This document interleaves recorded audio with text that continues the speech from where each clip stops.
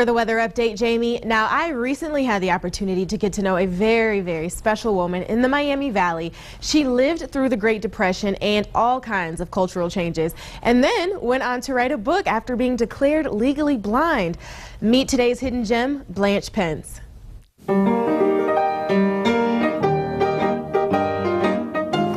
Well, as I was growing up, my parents had 6 children, and I was the 4th one.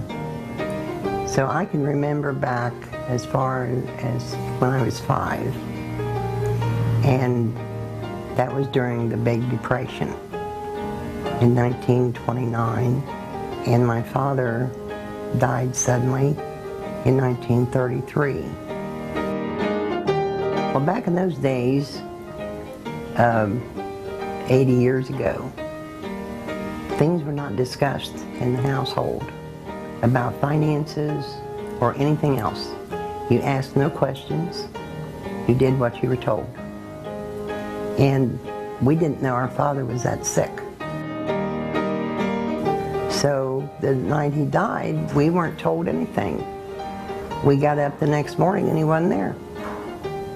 So we asked Mother, and she said, well, your daddy passed away. And she said, we're going to have to do something different. And she just sat us all down and told us that he'd been very sick and that he died, and now we had to go on without him.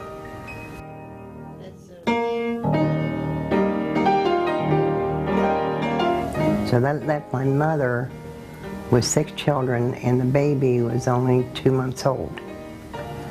So when everything was done, she had $300. And she found a little tiny house in Wilmington that only had 3 rooms. And she took all 6 of us to this little 3-room house. And the church helped, and my mother could make $1 go so far. And then my oldest sister was 14, and she quit school to take care of the baby so my mother could work. She was a seamstress, and she made clothes, and my sister stayed home and took care of the rest of us.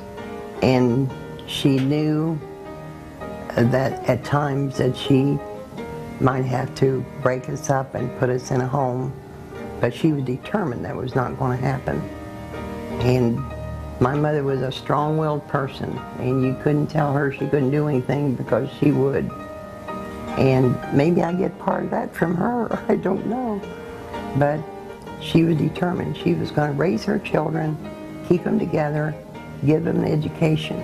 And she did, and she lived till she was 93. So my children loved to hear her stories. So then they would ask me, what was it like when you were that age? So I started telling them stories about how it was after my father died. My mother had 6 children. So in the last 10 or 15 years, they have been after me to write this stuff down. So last year, it was a day kind of gloomy. I just got on the computer, and I'm legally blind, so I have a Zoom on my computer, so I just put chapter 1. And just this sea of memories started coming back and floods of thoughts. And before I knew it, I had typed 46 chapters. My best advice to this generation, I think, would be to do for others, and don't think about yourself so much. Think about how other people had to survive, that you might be able to help them through that, and that you didn't have everything you wanted, but you want to help them have a few things that they would like to have that they can't have. And if more people would do that, I think the world would be in a better place. What an amazing reminder. Yeah. Number 1, to never give up. Right. And number two, to remain grateful. Absolutely. Blanche was definitely an amazing woman. And she's, just to mention, if you're interested in buying her book, it's called I'm Just Saying, and that's available at Amazon.com. Even the title's great. I'm just saying. Like, she's just a really amazing woman, and a special thanks to her daughter Carolyn also. She sat and talked with us while we got to know Blanche, and she's just saying the response to the book has been really great locally. A lot of people are picking it up and saying, oh, I remember that, or I remember those days. Good for her for documenting those memories, and what incredible stories. I mean, I know that was just a small taste of it, too. Definitely bringing back some nostalgia for folks. So it's a really great book, so make sure that you all check that out. I'm Just Saying. And if you know someone that you would like to nominate as a hidden gem, send us an email. We would love to hear about it at livingdayton@wdtn.com. Don't go anywhere, because coming up next, research shows preschool-aged kids are